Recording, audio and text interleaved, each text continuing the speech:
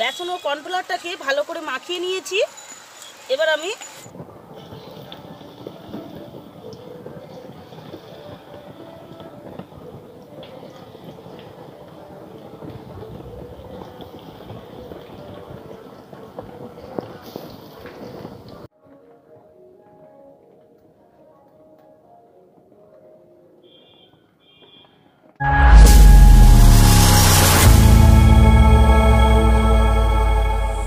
नमस्कार बंधुरा आमी হৈমন্তী प्रतिदिনের मतो आबारो चले एसेছি नतून एकटी भिडियो निये बंग किचेन एंड विलेज फूड्सের রান্নাঘরে।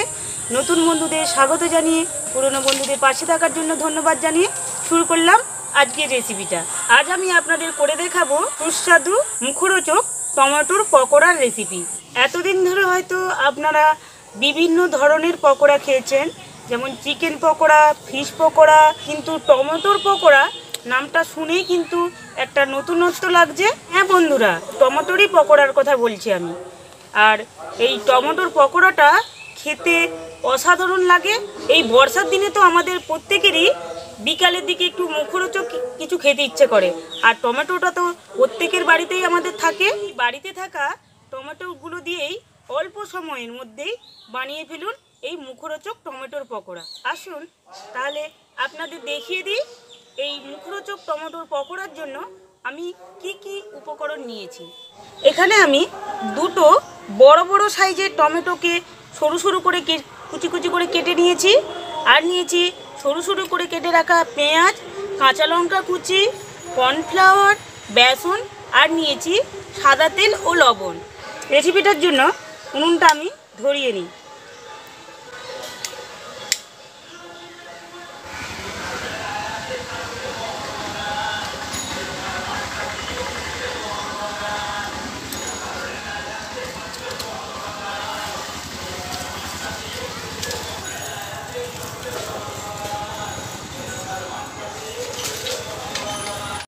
নুনটা ধরিয়ে কড়াটা আমি বসিয়ে দিলাম। কড়াইয়ের মধ্যে দিয়ে দিলাম সাদা তেল। আমি সামান্য একটু বেসন নিয়ে নিয়েছি, এর মধ্যে দিয়ে দিলাম কর্নফ্লাওয়ার।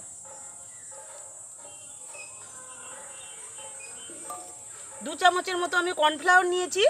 আর নিয়ে দিলাম এর মধ্যে দিয়ে দিলাম টমেটো কুচি, পেঁয়াজ কুচি ও কাঁচা লঙ্কা কুচি। এবার এর মধ্যে দিয়ে দিলাম স্বাদ অনুযায়ী লবণ। আর লবণটা দেওয়ার পর কিন্তু আমি এতে জল দেব না। টমেটোর মধ্যে যে রসটা আছে সেই রসেই কিন্তু আমি বেসন ও কর্নফ্লাওয়ারটাকে মেখে নেব এইভাবে হাত দিয়ে চটকে চটকে।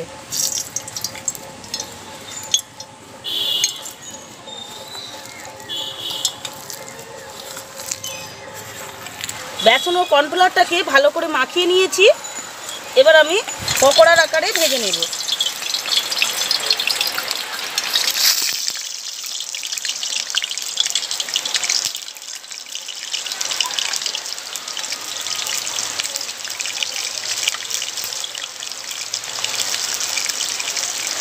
পিঠটা লাল হয়ে গেছে, অন্য পিঠটা উল্টে নেব।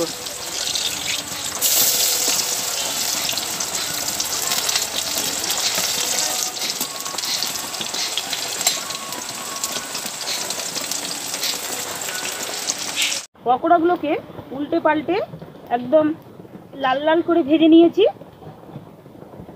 এবার আমি তেল থেকে তুলে নেব আর বাকি পকোড়াগুলো ভেজে নেব।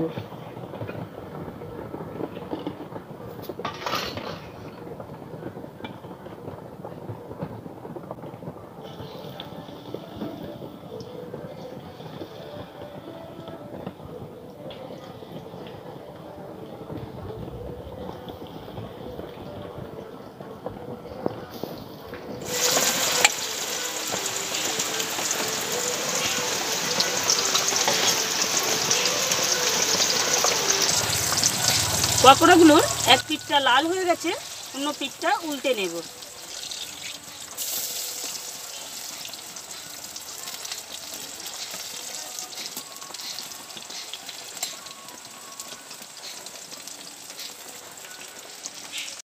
আর পকোড়াগুলো ভাজার সময় খুব বেশি জাল দিয়ে দিলে কিন্তু হবে না, মাঝারি আঁচে পকোড়াগুলো ভাজতে হবে, তাহলে কিন্তু বেশ মুচমুচে হবে।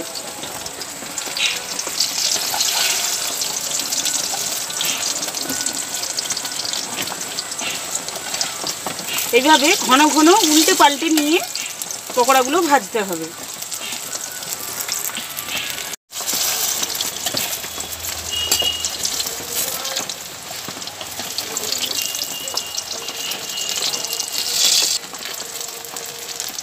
পকোড়া রেসিপিটা আমার হয়েই এসেছে। আর এরকমই সব নিত্য নতুন রেসিপিগুলো পাওয়ার জন্য আমার চ্যানেলটি সাবস্ক্রাইব করুন এবং পাশে থাকা বেল আইকনটি ক্লিক করে অল লেখাটি সিলেক্ট করুন, যাতে আমি ভিডিও আপলোডের সাথে সাথেই আপনারা নোটিফিকেশান পান। এবং ভিডিওটা ভালো লাগলে অবশ্যই একটা লাইক ও শেয়ার করুন এবং কমেন্ট করে জানান যে পকোড়ার রেসিপিটা আপনাদের কেমন লাগলো বা আগামী দিনে আপনারা কী ধরনের রেসিপি আমার থেকে দেখতে চাইছেন। অসংখ্য ধন্যবাদ আপনাদের মূল্যবান সময় আমাকে দেওয়ার জন্য। দেখা হচ্ছে অন্য কোনো ভিডিওর সাথে। আপাতত ভালো থাকুন, সুস্থ থাকুন, সুরক্ষিত থাকুন, সর্বদা আমার পাশে থাকুন। এগুলো আমার ভাজা হয়ে গেল, এবার আমি তুলে নিলাম।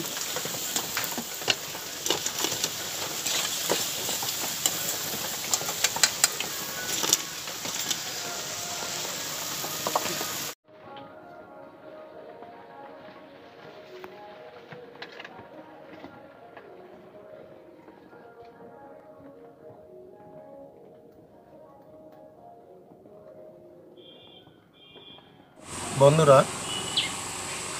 আপনাদের বৌদির স্বাদের টমেটোর পকোড়া চলে এসছে। এখন খেয়ে দেখব টমেটোর পকোড়াগুলোর স্বাদটা কতটাই সুস্বাদু হয়েছে। আপনি যদি মনে করেন যে টমেটোর পকোড়াগুলো খুব শক্ত হবে, তা কিন্তু হবে না। টমেটোর পকোড়া কিন্তু একটু নরম নরমই হয়, কিন্তু এটার সাথে আমরা যদি বিন নুন দিই, অসাধারণ একটা স্বাদ। তবে আমি খেয়ে দেখছি যে এটার মধ্যে অন্যান্য পকোড়াগুলোর মতো স্বাদ কিন্তু কোনো অংশেই কম নয়। আর একটু টকটক ভাব, টকটক নুন নুন ঝাল ঝাল, এইরকম স্বাদের পকোড়া। তো এটা খেতে একটা দুর্দান্ত স্বাদ। আর টমেটো গন্ধ, মানে টমেটো সস যেরকম গন্ধ হয় সেরকম একটা গন্ধ। অসাধারণ একটা রেসিপি।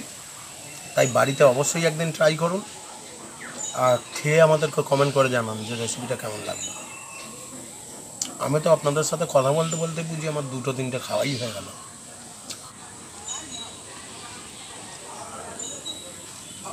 আর পেঁয়াজের মতো গন্ধ। পকোড়াগুলোর দেখুন শেপ দিয়েছে আপনাদের বৌদি পুরো পেঁয়াজের মতো, পেঁয়াজে যেমন বাজার বিক্রি হয় সেরকম। তাই এইভাবে একদিন বানিয়ে খেয়ে নিন। ভালো লাগলে কমেন্ট করে আমাদেরকে জানান।